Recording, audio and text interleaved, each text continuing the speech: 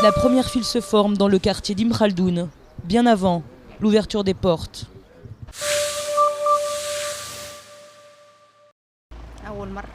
C'est la première fois que je vote de ma vie. On va prouver pour le monde que le peuple tunisien est un peuple éduqué. Et vous allez voir la démocratie tunisienne. C'est bon, allez-y. Les instructions sont claires, aucune question dans l'enceinte de l'école, rien qui puisse influencer le scrutin. À l'intérieur, les électeurs votent, imperturbables, et à la sortie, l'impression d'être entrés dans l'histoire.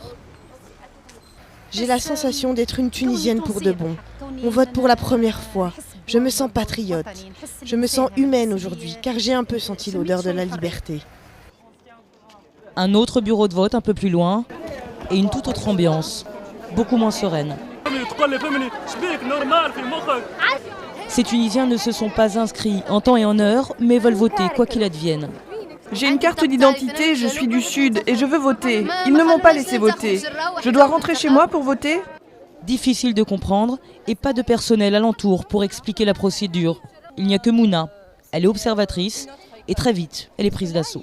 J'essaie d'expliquer depuis tout à l'heure, c'est pas mon rôle, c'est le rôle du président du bureau. C'est pas mon rôle, à moi d'expliquer. Allez voir au bureau du responsable du scrutin. Mais c'est où? C'est dans quel bureau? Des couacs et des loupés, mais pour beaucoup l'essentiel c'est d'avoir pu voter pour la première fois en toute liberté. Je suis vraiment très contente. Je vote pour la première fois, je suis vraiment heureuse. Regardez mon doigt. Personne ne s'attendait à une telle affluence, pas même la commission électorale.